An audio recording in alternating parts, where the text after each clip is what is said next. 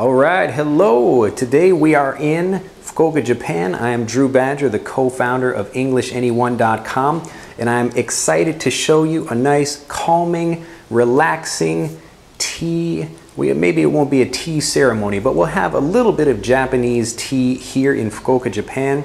So we have a lovely setting here, a traditional tea room, and we've also got a lovely Japanese garden. So I'm going to take off my shoes over here, because you don't want to bring your shoes up into the nice flooring here. So this is the tatami green mat, and we'll come on in and we'll have some tea. どうぞ。先にお菓子をいただきまして。ありがとうございました。So this is the okashi. This is the traditional Japanese sweets, and usually when you have Japanese sweets, you will try this first, and then you will try the tea after that. And there are kind of specific places. I actually studied tea for about a year, but it was really bad on my knees, so I had to stop. And we had to, figure out exactly, and I mean like really like almost microscopic differences in the spaces on a tatami mat. So this is a tatami mat, a standard tatami size. There are actually different sizes of tatami for different areas of Japan, which I learned recently, which is really interesting. So some people, if they would be moving from one part of Japan to another, the actual sizes of a quote-unquote standard tatami mat are different depending on the area. But we will try some of this. So we can do, this is not a traditional tea ceremony where we would have somebody actually making tea. And in that situation, you've got someone that's actually making the hot water inside the room. Actually, we can stand up and we can walk over here. I'll show you this little area over here, which is a little bit different. Hopefully we can sneak in here and take a look. So usually a tea ceremony, you would have the person that's serving the tea would come in from a room like this. And again, it doesn't have to be that way, but usually, like the way I studied it was kind of like this. So actually, if you come take a look over here, you can see a little bit of the prep area for where the tea is back here. So maybe you could kind of store things over here, and probably, I won't open this, I don't want anybody to jump out, have like a ninja jump out at me or something, but usually the tea utensils, all of the things like that are stored back here, and then you would come to the door and you would open it up. Again, I can't do it perfectly, but basically that's how it is. And you would have a few people waiting here, or maybe sitting on that side, and then the person that's preparing the tea would bring all of the utensils in, and they would sit down here. And again, it depends on exactly how they're sitting and where they are, because there are kind of some different tea ceremony things depending on the season or the school of tea that you have. But usually there would be a pot of water here, or this part right here, this little piece of tatami would be removed, and you'd actually have a kind of fire pit right here where you could boil the water and then actually have a long ladle where you would individually make all of the tea, and then you would whisk the tea powder into that water, and then you would serve that to each of the guests that's at the tea ceremony. So it can be a nice simple thing, like today we're just it's more about tasting the tea and tasting the okashi. So that's the traditional Japanese sweets. We're giving that a try. And so we'll walk over there and we'll give that a try right now. Okay, so now we're ready to give our tea a try. Now I'm going to try this first. Sometimes, again, this isn't a full tea ceremony, so I'm just going to try a few things. So this is one of the okashi right here, one of the traditional Japanese sweets. And if you take a look at that, they're basically made from sugar. So it's basically all sugar, but you've got lots of different, kind of slightly different flavors and then colors that you can use. And what you'll see, like especially this, this is again, it's the same kind of soft sugar, but you've got lots of different designs. And one of the things that's really popular for Japanese sweets is floral designs. So you will have, some kind of flower.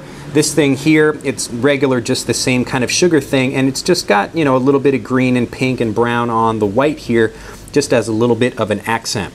So this one doesn't look like a flower, but again, it's kind of a nice, colorful thing that you can have that's a contrast to the tea. So the tea itself is actually quite bitter, and this is the regular matcha or green tea, and then you have something sweet to go along with it.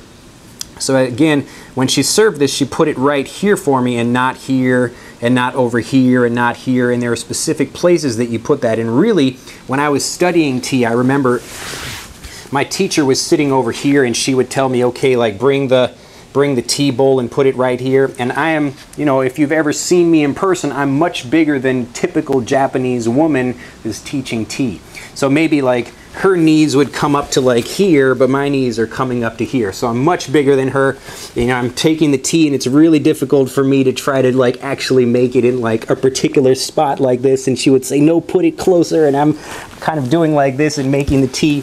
But you know, it ended up working out all right. So I would take the tea and I would put the actual tea in there. I would take a kind of a little scoop and dump the tea in there. And it's all, again, it's very precise about what you do and exactly how you do it and the order you do things, and even tapping the spoon 1 or 2 times, the way you whisk it, all of it is very, very precise. But luckily for today, we're just here to drink the tea, so we're going to enjoy it. So I'm going to pick it up with my right hand like this, put my left hand under here and just hold the bowl up and see what we've got.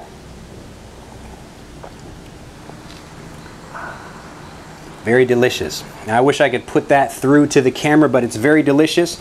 Sometimes you get a little tea mustache if you really start drinking a lot of it, and so you got to be careful about that. But you want to drink the whole thing, and then after you're done, so I'm going to drink some of this now. But really, it's kind of like sampling wine or trying a different beer, something like that, where you really want to enjoy the aroma and really relax and take your time with it. This isn't something you drink after you've been out playing sports and you're like, I really need some tea. So just enjoy this.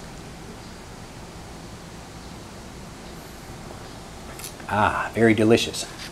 And usually you would wipe the edge of the bowl with your hands and you would wash those off or wipe them off with the paper that you have with your tea set. Now I can put this back down, and this isn't a particularly beautiful bowl. It's a very nice tea bowl, but there are certainly, you know, hundreds and thousands of different kind of tea bowls that you can get, and you would usually put this down, and each person that's coming for the tea ceremony, there would usually be a different bowl for each person. So you would take one and you can kind of look at it a little bit and see what it's like, and you can put it down and have the other person, you can pass it to the next person for them to take a look at your bowl and see what that's like as well. But as you can see, it was very delicious and I drank the whole thing. Now we're going to give these treats a try. All right, now I wonder what kind of flavor this is. Let's see what we've got here.